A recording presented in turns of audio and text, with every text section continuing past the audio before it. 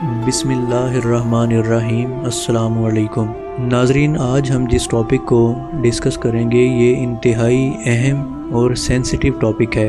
یہ سینسٹیو اور اہم ٹاپک اس لیے ہے کیونکہ اس کا ڈائریکٹ لنک ہماری اخروی نجات اور کامیابی سے ہے، اور یہ اہم ٹاپک ہے حقیقت و اقسام شرک، یعنی شرک کی حقیقت اور اس کی اقسام۔ شرک کیا ہے؟ ہم میں سے اکثر لوگوں کو شرک کا ہی علم نہیں ہے، اور وہ جانے انجانے میں شرک کر گزرتے ہیں لیکن انہیں اس کا پتہ ہی نہیں ہوتا۔ ہم اس کو سورہ لقمان کی آیہ نمبر 13 سے ڈسکس کریں گے کہ حضرت لقمان علیہ السلام نے اپنے بیٹے کو نصیحت کی کہ اے میرے بیٹے، شرک مت کرنا، یہ ظلم عظیم ہے۔ یہ بات یاد رکھیں کہ قرآن حکیم میں ہر جگہ ظلم سے مراد شرک ہے، بشرطے کہ سیاق و سباق اور مفہوم متعین نہ کیا گیا ہو۔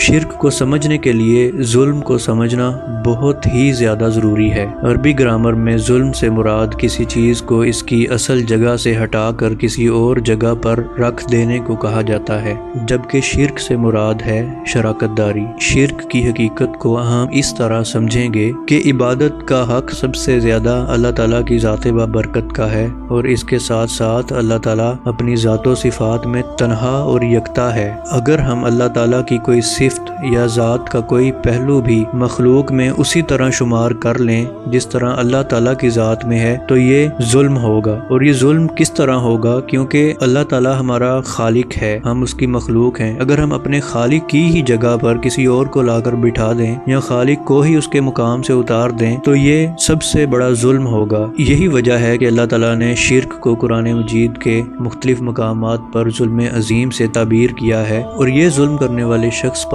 کسی بھی طرح کا کمپرومائز نہیں ہوگا۔ یہی وجہ ہے کہ اللہ تعالیٰ قرآن مجید میں فرماتے ہیں کہ شرک کی معافی نہیں ہے، اس کے علاوہ اللہ چاہے تو اور گناہ معاف کر سکتا ہے۔ ناظرین، یہ بات بھی قابل غور ہے کہ مشرک وہ نہیں ہوتا جو اللہ کو نہ مانے، بلکہ مشرک تو وہ ہوتا ہے جو اللہ کو مانے لیکن اس کے ساتھ کسی اور کو اللہ کی ذات کا شریک ٹھہرا دے۔ میں امید کرتا ہوں کہ حقیقت شرک کے بارے میں آپ کا کنسیپٹ کلیئر ہو گیا ہوگا۔ اگر کلیئر نہ ہوا ہو تو آپ کائنڈلی کامنٹ باکس میں کامنٹ ضرور کیجئے۔ اب ہم بات کرتے ہیں شرک کی اقسام کی۔ علماء اور فقہاء نے شرک کی اقسام کو 4 حصوں میں تقسیم کیا ہے۔ تقسیم اول شرک جلی اور شرک خفی ہے۔ تقسیم دوم شرک نظری اور شرک عملی ہے۔ تقسیم سوم شرک فی المعرفہ اور شرک فی الطلب ہے، جبکہ تقسیم چہارم شرک فی الذات، شرک فی الصفات اور شرک فی الحقوق ہے۔ اب ہم اگر تقسیم اول کی بات کریں، اس میں 2 اقسام ہیں،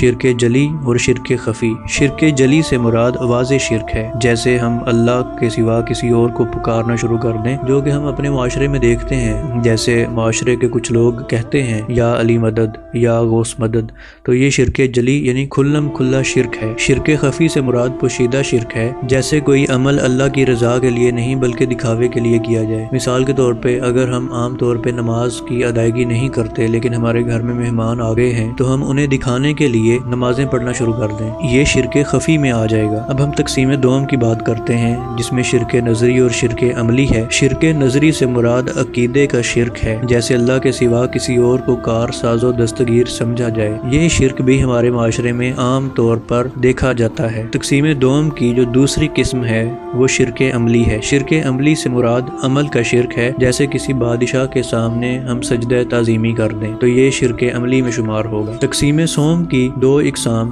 جو کہ میں نے آپ کو پہلے بتائی ہیں، شرک فی المعرفہ اور شرک فی الطلب ہے۔ شرک فی المعرفہ سے مراد اللہ کی پہچان میں شرک ہے، جیسے اللہ کو بھی دنیاوی بادشاہوں پر قیاس کیا جائے۔ جس طرح ہم عام طور پہ کہتے ہیں کہ اگر ہم نے کسی دنیاوی بادشاہ سے ملنا ہو تو ہمیں ریفرنس ڈھونڈنا پڑتا ہے۔ اگر ہم یہی کانسیپٹ اللہ تعالیٰ کی ذات بابرکت کے بارے میں رکھتے ہیں تو ہم پھر شرک فی المعرفہ میں مبتلا ہیں۔ آگے ہم بات کرتے ہیں شرک فی الطلب، جو کہ تقسیم سوم کی ہی دوسری قسم ہے۔ شرک فی الطلب سے مراد اللہ تعالیٰ کے سوا کسی اور شے کو مطلوب و مقصود بنا لینا ہے۔ مثال کے طور پہ ہم دولت کے حصول کے لیے اللہ تعالیٰ کے احکامات کو پامال کرتے ہوئے کوئی غیر شرعی کام کر دیں تو یہ شرک فی طلب میں شمار ہوگا۔ تقسیم چہارم جو کہ بہت ہی اہم اور سادہ ہے، اس کی 3 اقسام ہیں، شرک فی الذات، شرک فی الصفات اور شرک فی الحقوق۔ شرک فی الذات سے مراد مخلوقات میں سے کسی کو اللہ مان لینا یا اللہ کا ہم جنس قرار دے دینا۔ شرک शिरक फी सिफात से मुराद किसी मखलूक में कोई सिफ्त बिल्कुल उसी तरह ही मान लेना जैसे वो अल्लाह ताला की ज़ात में है। शिरक फिल हुकूक से मुराद ये है कि हम अल्लाह ताला के हुकूक में किसी और की शराकत दारी कर दें। मिसाल के तौर पे इबादत सिर्फ अल्लाह के लिए है और सजदा भी अल्लाह के लिए है, और हम अगर किसी और के सामने सजदा करेंगे तो ये हम अल्लाह के हुकूक पर दरअसल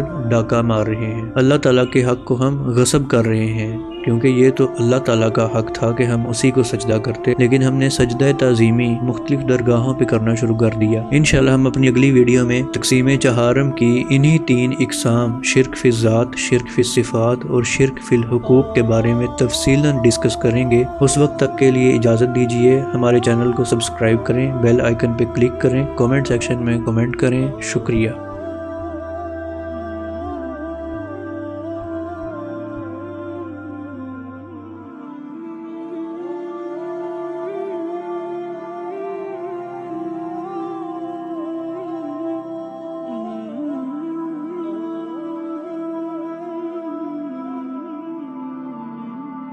Oh